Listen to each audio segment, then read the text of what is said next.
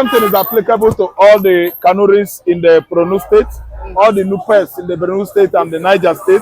Everybody should prepare themselves and get their guns and knives and machetes down to protect themselves from banditry. Bandits are attacking people in their families. I saw a little baby today. They grabbed the baby from one family like that, bandit, put the baby on the Okada. They have to call phone. They have to call phone and negotiate price with the parents. A reverend father came out on the social media narrating and expressing himself the danger of banditry in Nigeria. And these bandits, they are Fulani. They don't look even like Nigerian Fulani. They are all Fulani from outside. I don't know whether you understand what I'm saying. What I'm trying to say is that the insecurity has come out of, it has gotten out of hand. It has gotten out of hand, and it is becoming, unbecoming. The Nigerian leaders, the people in the authority, they don't care because their families are well protected. But Nigerian citizens, their families are not well protected. That's why Tinubu turned his back on this insecurity of 18th. Security advisor, nobody can ever break into his family because his family is well fortified with armed security officials. But Nigerian citizens are the ones that are at the receiving end. Look at the way Fulani from Mali, from Sahel countries have invaded Nigeria, and Nigerian government is not doing anything about it. Is it not better for Nigeria to declare war against the Sahel countries from where these Fulanis are coming from? They left the desert. They find out that it's only in Nigeria, in northern Nigeria, you can go and operate, freely. That's why they are coming, even spreading their dragnet into southern Nigeria. Look at bandits everywhere. A little baby was crying. They carry a little baby, threatening the family on phone that they will cut his head. A reverend father came out and is giving his own narration on social media. Why we should protect ourselves? Is it not better for Igbo man to protect himself? Is it not better for Yoruba man to protect himself? The Hausa man and so on and so forth. The Fulanis are killing. They are bandits. They are headers. They don't kill only Christians. They kill Hausa Muslims. Provided you are a Muslim, you don't speak Fulani, they will kill you. Bandits will rob you, kill you, kidnap you, kill you. In the north, southern and northern Kaduna are subjected to this incessant attack of Fulani headers and the Fulani bandits. Yes, they are killing everybody that speak Hausa. Provided you don't hear Fulani, you don't speak Fulani, you are gone. Be you Muslim or Christian. Why is it like that? Nigerian government is turning deaf ear. They are not doing anything. Economically, we are down. Everybody is hungry. Nobody is secure. Fulani headers are killing. Terrorists are killing. Bandits are killing. Kidnapping and demanding for money as ransom. So what is going on in Nigeria? Nigeria is a desert. Nigeria has now become a hellfire for its citizens. You made mention of the Fulani even killing the Hausas. I'm telling you, that is the worst thing ever happened in the recent time. That the Fulani and the Hausa we know that are the same since 1804. They are now becoming opposites. They are two grievous opponents presently. You see Fulani killing Hausa man that is speaking Arabic to him, that is not Fulani. They will kill you. So they are not even coming to grab land again. They are now trying to Islamize everywhere, turn everywhere to Fulani land. And Nigerian government is not doing anything. If this kind of thing continues for the next 10 years, tell me how many Nigerians that will remain in the north. This time around, the Igbo man that is trading in the north, they should make sure that they go and sign gun. Soldiers cannot protest, police cannot protest. The government of Nigeria cannot protest us. So it's better everybody should get his own gun. And anybody that comes to you for a fight or for a gun duel, you slug it out with the person. Slug it out. And we've seen 27 people being killed in Enugu State. By Fulani headers. Yes. But the Nigerian police have said that they were criminals. But ECPA has come out to debunk that and said that if they were criminals, why didn't they fire back at the police when they were killing them? That these people that they killed were innocent Biafrans and they are not criminals.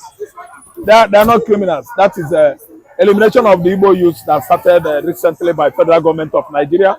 They sent secret police that were going on mufti, and if they ask you a question, if you say you are a Biafran, they will kill you.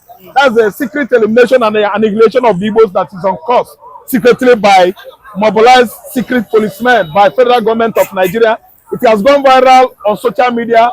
They are killing Igbo youth currently. They're everywhere in Anambra, Imo State. Once they say Biafra, you reply in affirmative. they will arrest you and go to their barracks in Niger State and kill you.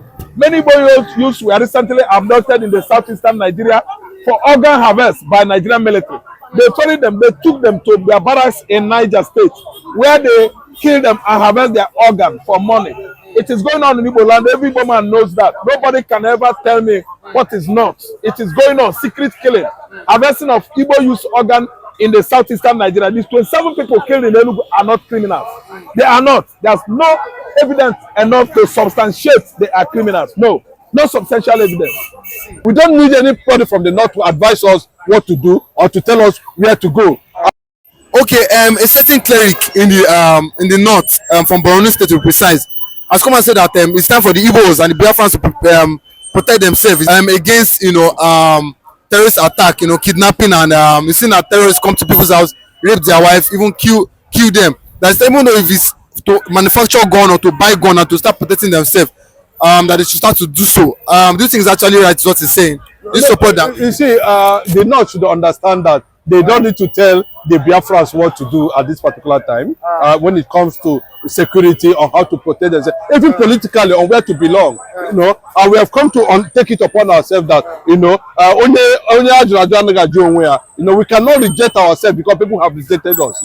We can do our things on our own way and achieve our own thing our own way. We don't need anybody from the north to advise us what to do or to tell us where to go. And thank God that that sensitization has already been understood by the Igbo political class, the Igbo scholars, the Igbo intellectuals, and of course the entire Biafran citizens. They understand that they don't need Nigeria to survive.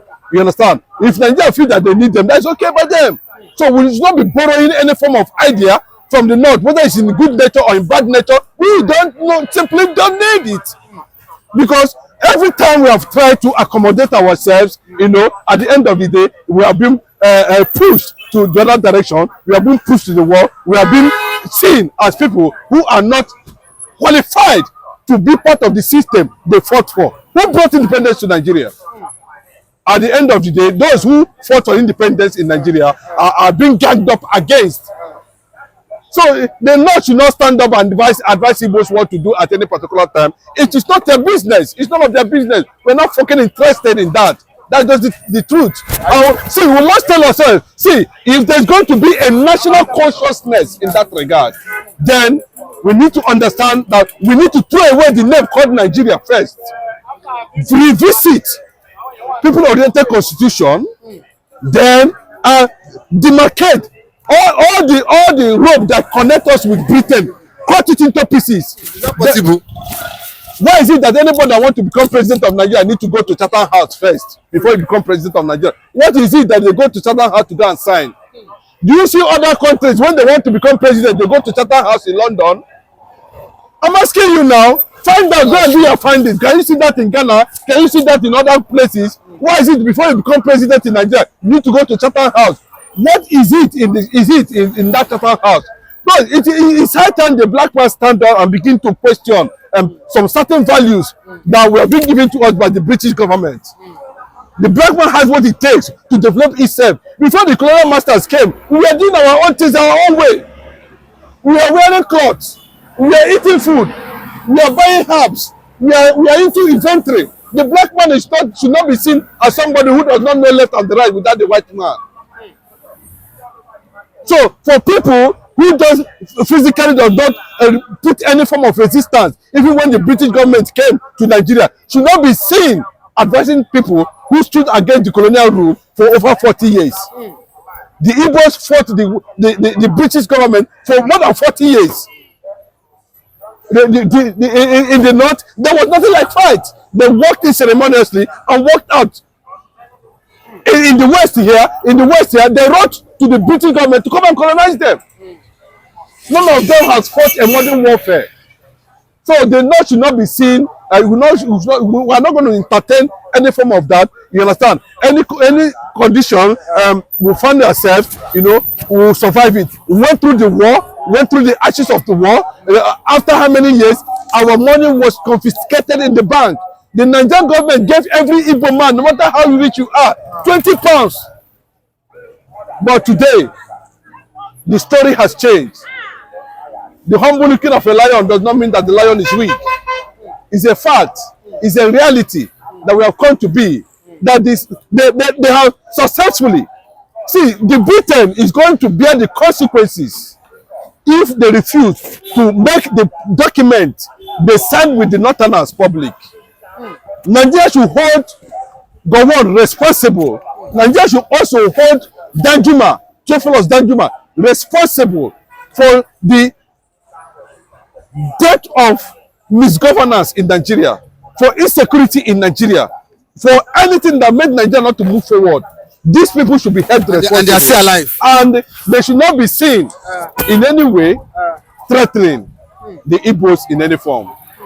So, but recently, 27 people died in the Enugu state. But in Southeastern, they've come and said that what's Peter Mbah doing? And secondly, they said the Nigerian police said they were people that died were criminals, that they killed were criminals. But Ekpa has come out to debunk that and said that if they were criminals, why were they not shooting back at the police? That it was innocent people they killed, not criminals. No, yes, of course. Now there's nothing like criminality. That what you see, insecurity you are seeing in the entire Biafran land was orchestrated by the federal government to create uncertainty in that region. To make sure that that place become unpeaceful for people who want to go there to invest in their money and all that. You can see a lot of Igbo businessmen running away from Igbo land as a result of insecurity created by the government, not by anybody. The insecurity you are seeing there was intentionally created by the government themselves, and the factors, one of the factors is the continuous incarceration of Mazi Nnamdi Kanu in detention and the continuous threatening to Simon Ekpa over arrest. Those are the things that can anger generations. Let me tell you, Igbos are angry and their anger is reserved until the time comes. So we must understand that the reality of the matter is that as it stands now, we are looking at directions that can give us the reality of what we are and who we represent, not Nigeria. We do not belong in Nigeria, and Nigeria does not belong to us. Nigeria, the name Nigeria is not even associated with us. So, whatever the government is doing in that regard, whatever antecedents the likes of Simon Ekpa is putting in place, whatever thing the Hanese is doing, whatever everybody is contributing, to make it look achievable. Well, for me, the utmost thing on every part of the world is peace. Peace is important. Peace attracts a lot of things. Peace attracts investment. Peace attracts love. Peace attracts growth. In an atmosphere of peace, there will be no investment. There will be no growth. There will not be innovation. So it's quite intentional, we know, and we know the reason why the entire eastern region is facing security challenges. Those security challenges are not state actors who find themselves in that position trying to play the master's script at the end of the day. When they say criminal and the Biafra land, so that people will clap onto them, you are trying. Why not in the west? Criminal. Why not in the north? Where Boko Haram, Fulani herdsmen, kidnappers, bandit, Ashwab, all them are operating. Why not over there? In Biafra land. So they will say you are doing your work. You are checkmating. I'm telling you, the problem and the insecurity in Biafra land are caused by Nigerian security agents. Now, Nigerian security agents can come out and claim whatever they want to claim. Though they say they killed criminals, on what action do they kill them? On what action? Do you see them with any weapon, gun, cutlass, or any other type of instrument of destruction? Do you call them red-handed where they are stealing or where they are kidnapping? Do you call them where they are raping or vandalizing any property? Where do you make them and kill them? That's number one question. And who are these people that are criminals? Are they innocent citizens, passerby, or the people you went to their residence and killed them? Where did you kill them? You see, Nigerian armed forces or policemen, army, are fond of when they have strong opposition or encounter strong opposition, when they were defeated or humiliated, when they are not able to achieve what they're supposed to achieve as security agent, they will went and look for innocent people and kill them.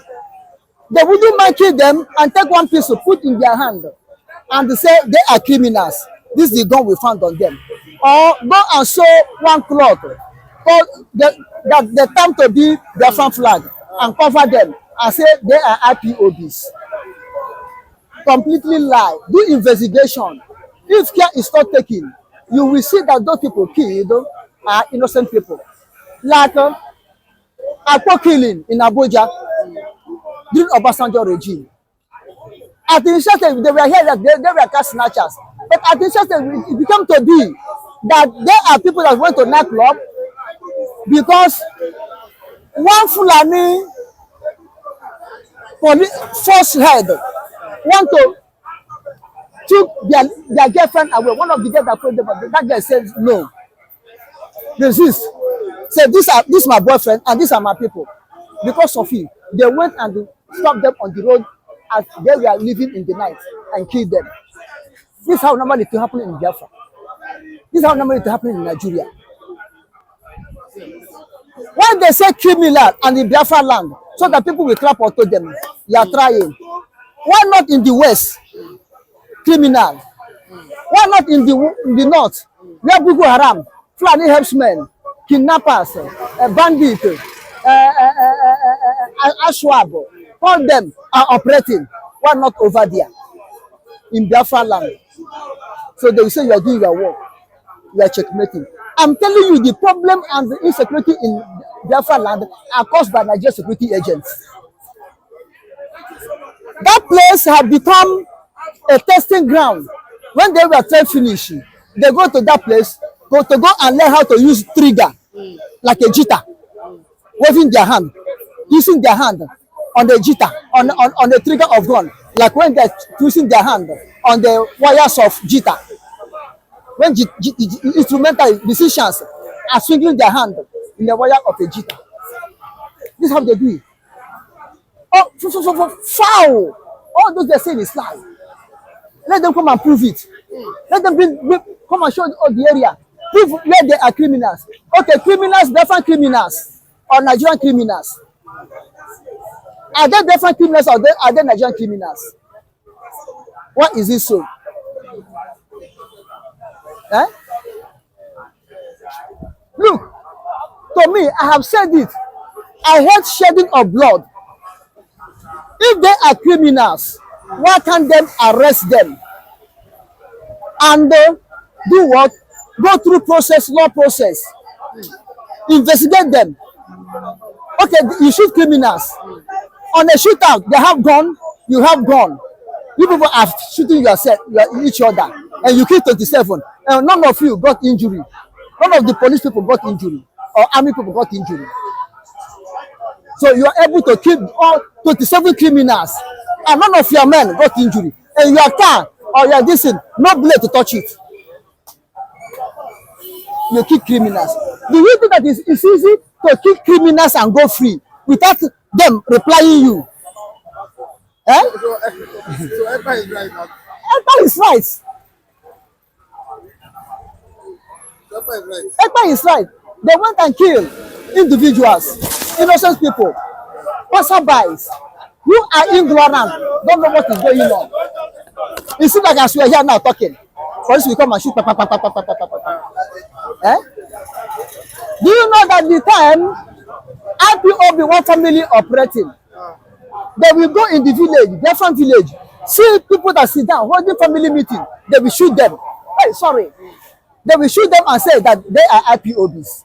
When it's ordinary people, family, holding their family meeting, They take them IPOB and shoot all of them. Eh?